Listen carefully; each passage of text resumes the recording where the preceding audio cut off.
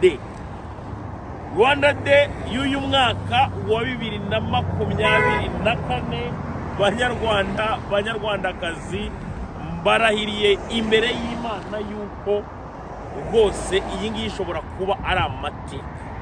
Icyitwa abanyarwanda hano mu mujyi wa Washington DC barahari ku bwinshi, n'abanyarwanda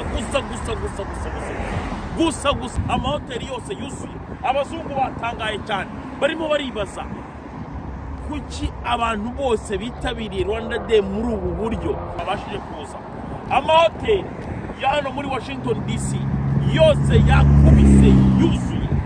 Nagubwiza ukuri, abazungu hano batunguwe, abashinzwe umutekano batunguwe no kubona abanyarwanda uburyo bitwaye hano, haba ku mahoteli, haba aho barimo barajya gusohokera, haba ahantu hari hose barimo barajya wenda gufata za lunch. Bigarasha harimo abitwa ba Claude Gatebuke, harimo abitwa ba Jean Paul Turayishimiye, n'abandi ba Serge Ndayizeye, bumvaga bifuza mu ndoto zabo yuko Rwanda Day itaba, ariko magingo aya ngaya nabo ubwabo babashije kuba batungurwa ndetse bakabona uburyo abantu bishimiye kuba bagiye kubona umukuru w'igihugu, abantu bishimiye kuba bagiye kumva speech y'umukuru w'igihugu muri Rwanda Day, ndetse ibintu byose byagenze neza cyane. Ladies and gentlemen, it's your boy the Ben. Listen, the only topic every Rwandan and friends of Rwanda are talking about right now is Rwanda Day. It's happening this weekend, Friday and Saturday